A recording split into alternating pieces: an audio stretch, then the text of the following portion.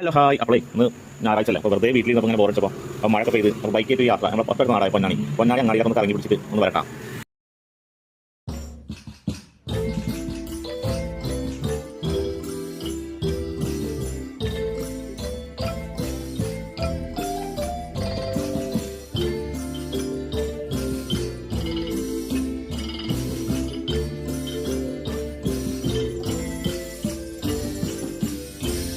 അങ്ങനെ പൊന്നാനി അങ്ങാടിയിലൂടെയുള്ള യാത്രയിൽ ഞങ്ങൾ പൊന്നാനി പുരാതന നഗരമായ പൊന്നാനി അങ്ങാടിയിലൂടെയുള്ള യാത്ര.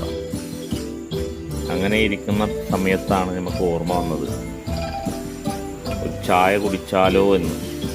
അപ്പോഴാണ് നമ്മളെ പൊന്നാനിക്കാരുടെ ഇഷ്ടവിഭവമായ മുട്ടപ്പത്തിരിയും ബീഫ് കറിയും.